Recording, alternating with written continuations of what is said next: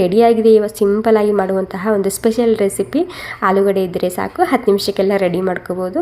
Okay, thank you so much. ಈ recipe ನಿಮಗೆ ಸ್ವಲ್ಪನಾದರೂ ಇಷ್ಟ ಆಗಿದ್ರೆ ಒಂದು ಲೈಕ್ ಮಾಡೋದು ಮಾತ್ರ ಮರಿಬಾರ್ದು. ಖಂಡಿತ ಒಂದ್ಸಲ ಟ್ರೈ ಮಾಡಿ ನೋಡಿ, ತುಂಬಾ ಸಿಂಪಲಾಗಿ ಮಾಡ್ಕೋಬೋದು ಮತ್ತು ತುಂಬಾ ರುಚಿಯಾಗಿರುತ್ತೆ ಈ recipe. Okay, thank you so much ಎಲ್ರಿಗೂ. ಈ ರೆಸಿಪಿ ಅಂತೂ ಎಲ್ರಿಗೂ ತುಂಬಾ ಇಷ್ಟ ಆಗುತ್ತೆ ಮತ್ತು ತುಂಬಾ ಸುಲಭವಾಗಿ ಮಾಡುವಂತಹ ರೆಸಿಪಿ ಅಂತಲೇ ಹೇಳ್ಬೋದು. ಒಂದು 10 ನಿಮಿಷಕ್ಕೆಲ್ಲ ರೆಡಿ ಮಾಡ್ಕೋಬೋದು. ನಾನಿಲ್ಲಿ 3 ಕಚ್ಚಾ ಆಲೂಗಡ್ಡೆ ತೊಗೊಂಡಿದ್ದೀನಿ. ಮೇಲಿನ ಸಿಪ್ಪೆ ಸುಲ್ಕೊಂಡು ನೀರಿನಲ್ಲಿ ಹಾಕಿಟ್ಟಿದ್ದ ಕಪ್ಪಾಗಬಾರ್ದು ಅಂತೇಳಿ ಇವಾಗ ಇದನ್ನು ಈ ರೀತಿ ಸಣ್ಣ ಸಣ್ಣದಾಗಿ ಕಟ್ ಮಾಡ್ಕೊಂಡು ತಗೋಬೇಕು. ಮತ್ತು ಈ ರೆಸಿಪಿ ನಿಮಗೆ ಸ್ವಲ್ಪನಾದರೂ ಇಷ್ಟ ಆಗಿದ್ರೆ ಒಂದು ಲೈಕ್ ಮಾಡೋದು ಮಾತ್ರ ಮರಿಬಾರ್ದು. ಹಾಗೆ ಈ ರೆಸಿಪಿ ನೀವು ಎಲ್ಲಿಂದ ನೋಡ್ತಿದ್ದೀರಿ ಅಂತೇಳಿ ನನಗೆ ಕಾಮೆಂಟ್ ಮಾಡಿ ತಿಳಿಸಿ. ಓಕೆ ನೋಡಿ, ಇವಾಗ ಎಲ್ಲನೂ ಆಲೂಗಡ್ಡೆ ಕಟ್ ಮಾಡ್ಕೊಂಡಾಗಿದೆ. ಮತ್ತೆ ಇದನ್ನು ನೀರಿನಲ್ಲೇ ಹಾಕಿಡ್ತಿದ್ದೀನಿ. ಹೊರಗಡೆ ಬಿಟ್ಟರೆ ಇದು ಕಪ್ಪಾಗುತ್ತೆ, ಹೀಗಾಗಿ ಮತ್ತೆ ನೀರಿನಲ್ಲೇ ಹಾಕಿಡ್ತಿದ್ದೀನಿ.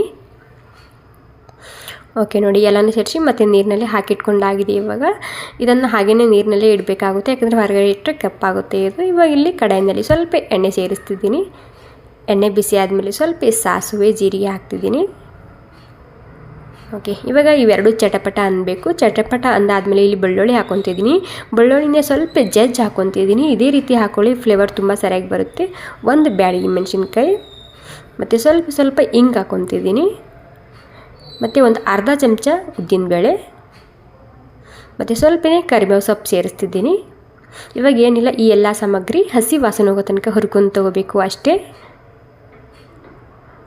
ಓಕೆ ನೋಡಿ, ಇವಾಗ ಸ್ವಲ್ಪ ಹಸಿ ವಾಸನೆ ಹೋಗಿದೆ. ಈ ಟೈಮ್ನಲ್ಲಿ ಇವಾಗ ನಾವು ಕಟ್ ಮಾಡಿ ನೀರಿನಲ್ಲಿ ಹಾಕಿಟ್ಟಿದ್ದವಲ್ಲ ಆ ಆಲೂಗಡ್ಡೆನ ಸೇರಿಸ್ತಿದ್ದೀನಿ. ನೀರು ಹಾಕೋಬಾರ್ದು, ಆಲೂಗಡ್ಡೆ ಮಾತ್ರ ಹಾಕೊಳ್ಳಿ. ಇಲ್ಲಿ 3 ಆಲೂಗಡ್ಡೆ ಹಾಕೋಬೇಕಂತೇನಿಲ್ಲ, ನಿಮ್ಗೆ ಎಷ್ಟು ಬೇಕಷ್ಟು ಆಲೂಗಡ್ಡೆನ ಹಾಕೋಬೋದು. ಇವಾಗ ಆಲೂಗಡ್ಡೆ ಹಾಕೊಂಡಾದ್ಮೇಲೆ ನಾನು ಇದಕ್ಕೆ ಅರಿಶಿಣ ಹಾಕ್ತಿದ್ದೀನಿ ಒಂದು ಸ್ವಲ್ಪನೇ, ಮತ್ತು ರುಚಿಗೆ ತಕ್ಕಷ್ಟು ಉಪ್ಪನ್ನ ಸೇರಿಸ್ತಿದ್ದೀನಿ. ಇಲ್ಲೇ ಹಾಕ್ಕೊಳ್ಳಿ, ಆಲೂಗಡ್ಡೆ ಬೇಗ ಬೇಯುತ್ತೆ. ಇವಾಗ ಏನಿಲ್ಲ, ನೀಟಾಗಿ ಇದನ್ನು ಮಿಕ್ಸ್ ಮಾಡ್ಕೋಬೇಕು. ಇದನ್ನು ಊಟಕ್ಕೆ ಸೈಡ್ ಡಿಶ್ ಆಗಿ ಕೂಡ ಬಳಸ್ಕೋಬೋದು, ಅಥವಾ ಪಲ್ಯದ ರೀತಿಯಲ್ಲಿ ಕೂಡ ಇದನ್ನು ಬೆಳೆಸ್ಕೋಬೋದು. ಸೂಪರಾಗಿರುತ್ತೆ. ಮತ್ತು ಮನೆಯಲ್ಲಿ ಯಾವುದೇ ತರಕಾರಿ ಇಲ್ಲ ಅಂದರೆ ಈ ರೆಸಿಪಿನ ಟ್ರೈ ಮಾಡಿ ನೋಡ್ಬೋದು. ಮಕ್ಕಳಿಗೆ ಈ ರೆಸಿಪಿ ತುಂಬ ಇಷ್ಟ ಆಗುತ್ತೆ. ಇವಾಗ ಇದಕ್ಕೆ ಮೇಲೆ ನೀರನ್ನ ಚಿಮ್ಕಿಸ್ತಿದ್ದೀನಿ. ಜಾಸ್ತಿ ನೀರನ್ನ ಹಾಕೋಕ್ಕೆ ಹೋಗಬಾರ್ದು, ಸ್ವಲ್ಪ ಈ ರೀತಿ ನೀರನ್ನ ಚಿಮ್ಕಿಸಿ ಹಬೆಯಲ್ಲಿ ಒಂದು 3-4 ನಿಮಿಷ ಇದಕ್ಕೆ ಮುಚ್ಚಿಡ್ತಿದ್ದೀನಿ.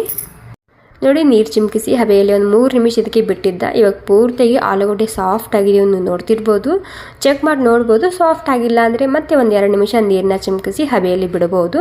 ನಾನು ಒಂದು 4 ನಿಮಿಷ ಆಗೋ ತನಕ ಮುಚ್ಚಿಟ್ಟಿದ್ದ. ಇವಾಗ ಖಾರಕ್ಕೆ ಎಷ್ಟು ಬೇಕೋ ಅಷ್ಟು ರೆಡ್ ಖಾರದ ಪುಡಿ ಹಾಕ್ತಿದ್ದೀನಿ. ಸ್ವಲ್ಪ ಗರಂ ಮಸಾಲ ಹಾಕ್ತಿದ್ದೀನಿ. ಇಷ್ಟು ಮಸಾಲ ಹಾಕಿದರೆ ಸಾಕು, ತುಂಬಾ ಸರಿಯಾಗಿ ಬರುತ್ತೆ ಈ ರೆಸಿಪಿ. ಗರಂ ಮಸಾಲ ಮತ್ತು ರೆಡ್ ಖಾರದ ಪುಡಿ ಹಾಕ್ಕೊಂಡು ಮಿಕ್ಸ್ ಮಾಡ್ಕೊತಿದ್ದೀನಿ. ಇವಾಗ ಗ್ಯಾಸ ಸ್ಲೋ ಇದೆ, ಸ್ಲೋ ಗ್ಯಾಸ್ನಲ್ಲಿ ಇದನ್ನು ಮಿಕ್ಸ್ ಮಾಡ್ಕೊಳ್ಳಿ. ಅನ್ನಕ್ಕೆ ಸೈಡ್ ಡಿಶ್ ಆಗಿ ಸೂಪರಾಗಿರುತ್ತೆ ಈ ರೆಸಿಪಿ. ಅನ್ನ ಮತ್ತು ಸಾಂಬಾರು ಜೊತೆಗೆ ಇದನ್ನು ಸೈಡ್ ಡಿಶ್ ಆಗಿ ಹಾಕೊಂಡು ತಿನ್ಬೋದು, ತುಂಬಾ ಸರಿಯಾಗಿ ಅನಿಸುತ್ತೆ. ಈ ಮಸಾಲ ಹಾಕಿದ ಮೇಲೆ ಒಂದು 20-30 ಸೆಕೆಂಡ್ ಮತ್ತೆ ಮುಚ್ಚಿಟ್ಟಿದ್ದ.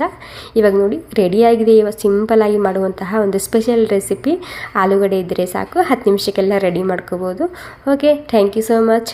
ಈ ರೆಸಿಪಿ ನಿಮಗೆ ಸ್ವಲ್ಪನಾದರೂ ಇಷ್ಟ ಆಗಿದ್ರೆ ಒಂದು ಲೈಕ್ ಮಾಡೋದು ಮಾತ್ರ ಮರಿಬಾರ್ದು. ಖಂಡಿತ ಒಂದ್ಸಲ ಟ್ರೈ ಮಾಡಿ ನೋಡಿ, ತುಂಬಾ ಸಿಂಪಲಾಗಿ ಮಾಡ್ಕೋಬೋದು ಮತ್ತು ತುಂಬಾ ರುಚಿಯಾಗಿರುತ್ತೆ ಈ recipe. Okay, thank you so much ಎಲ್ರಿಗೂ.